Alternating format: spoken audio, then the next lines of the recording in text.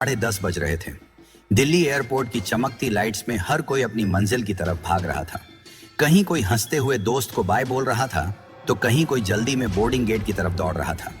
इसी भीड़ में एक बूढ़ा आदमी भी अपनी पुरानी सी जैकेट पहने, कंधे पर एक पुराना सा बैग लटकाए धीरे धीरे चल रहा था। उसके सफेद बाल और झुर्रियों से भरा चेहरा देखकर कोई भी कह सकता था कि यह आदमी आम सा है, शायद कोई रिटायर्ड टीचर या फिर एक मामूली कर्मचारी रहा होगा। वो लाइन में खड़े बार बार अपना टिकट जेब से निकाल कर देखता और फिर वापस जेब में रख लेता था।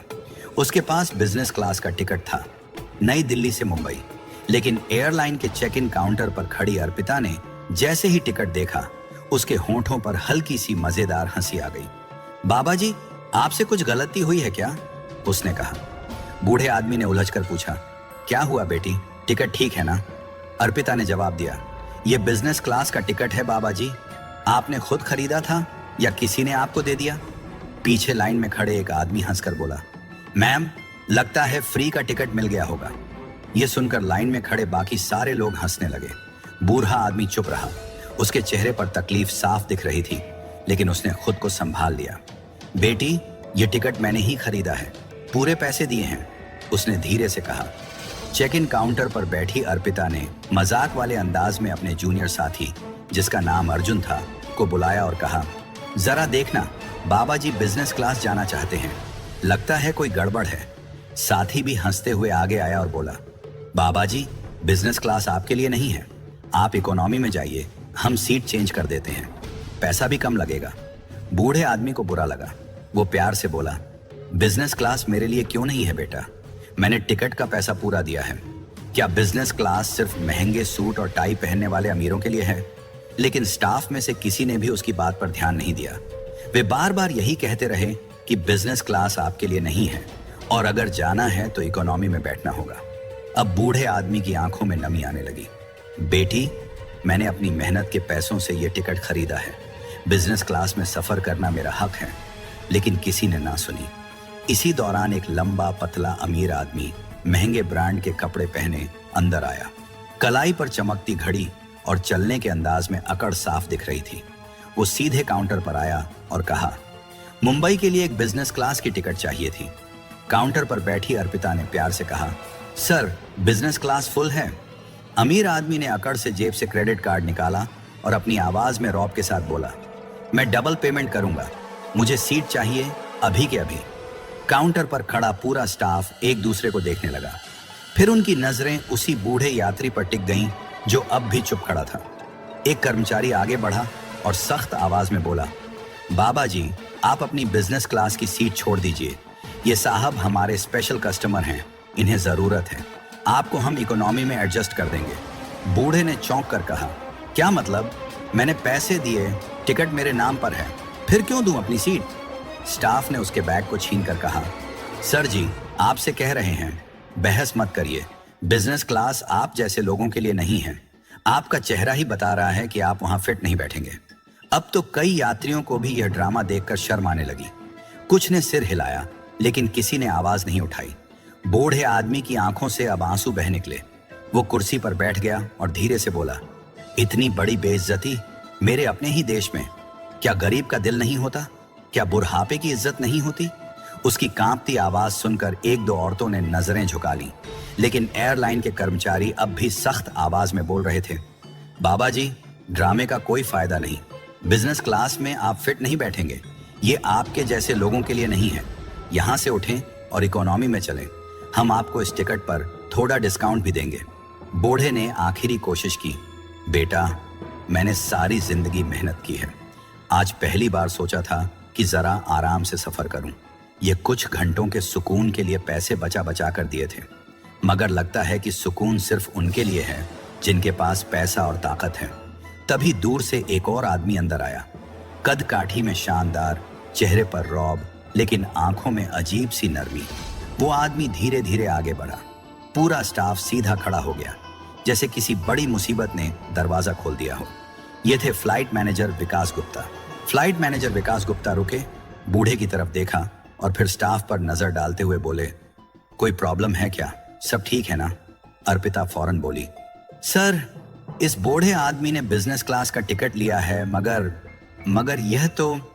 इसी वक्त बूढ़े ने अपना टिकट मैनेजर की तरफ बढ़ाते हुए कहा, बेटा, ये लोग जबरदस्ती मेरा टिकट कैंसिल करके मुझे इकोनॉमी में शिफ्ट कर रहे हैं। विकास गुप्ता ने बूढ़े आदमी का दिया टिकट ध्यान से देखा और नरम आवाज में कहा, बाबा जी, यह टिकट आप ही का है और बिजनेस क्लास की सबसे अच्छी सीट भी आप ही की है। किसी की हिम्मत नहीं कि आपसे आपका हक छीने। बूढ़ा कांपती आवाज में बोला, बेटा, लेकिन ये सब लोग कह रहे थे कि मैं बिजनेस क्लास के लायक नहीं हूं। विकास गुप्ता की चेहरे पर गुस्सा आ गया। उसने सबके सामने धीरे धीरे कहा, बाबा जी, बिजनेस क्लास के लायक वही लोग हैं जो इज्जत को पहचानते हैं।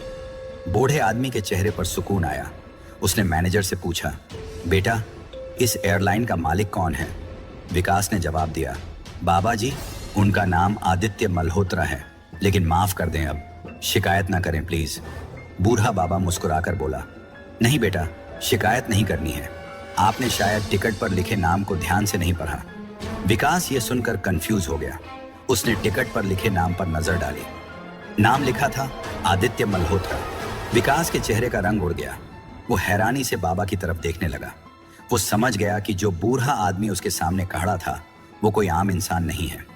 उसने धीमी आवाज में बाबा से पूछा, बाबा, क्या जो मैं समझ रहा हूं? बाबा ने उसकी बात काटते हुए जवाब दिया, हाँ बेटा, मैं ही हूं, आदित्य मल्होत्रा, रॉयल एयरलाइंस का मालिक। पूरे हॉल में जैसे बिजली कौंध गई। स्टाफ शांत खड़ा रह गया। उनकी जुबान लड़खड़ा गई। वो लड़की जो मजेदार हंसी हंस रही थी अब डर और शर्म से पसीने में भीग गई।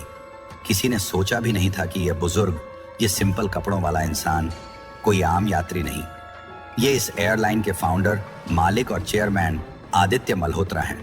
आज ये अपना ही टिकट लेकर चुपचाप सफर करना चाहते थे ताकि देखें कि उनके यात्रियों के साथ कैसा व्यवहार किया जाता है।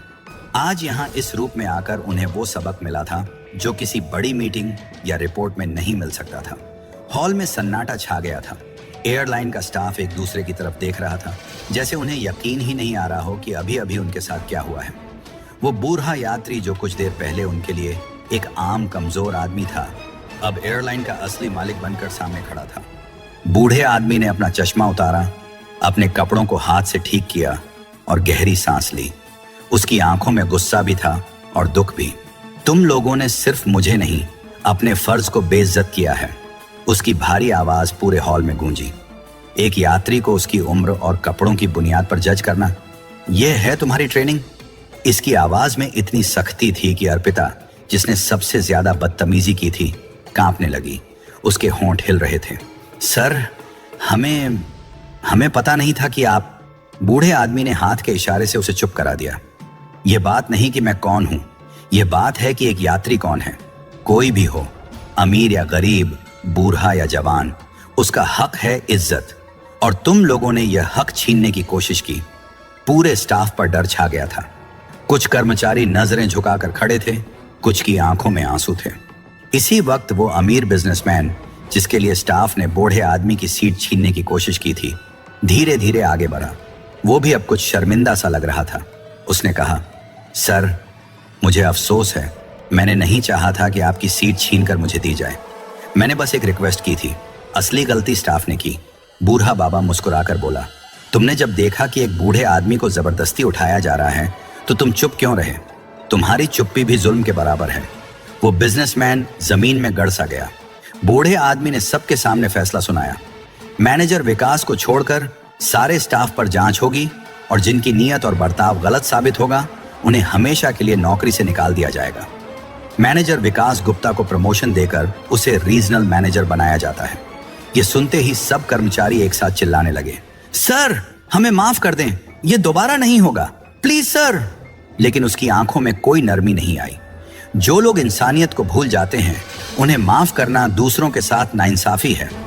हॉल में मौजूद दूसरे यात्रियों ने तालियां बजा दी। कई लोग वीडियो बना रहे थे। किसी ने कहा, यह हुई ना असली लीडरशिप। अब समझ आया कि यह एयरलाइन क्यों कामयाब है।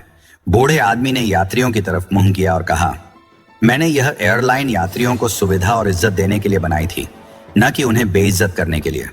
यात्रियों की आंखों में इज्जत और हमदर्दी साफ दिख रही थी। इसी दौरान एक जवान लड़की, शायद यूनिवर्सिटी की स्टूडेंट थी, आगे बढ़ी। उसने कहा, सर, आज आपने हमें एक सबक दिया है।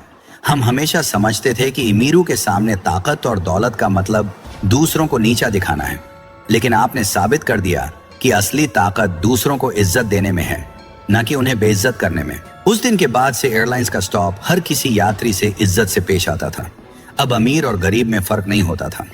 अगर आपको यह वीडियो पसंद आया हो तो प्लीज इसे लाइक करें, अपने दोस्तों और परिवार के साथ ज्यादा से ज्यादा शेयर करें और हमारे चैनल छोटी बड़ी कहानियां को सब्सक्राइब करना न भूलें।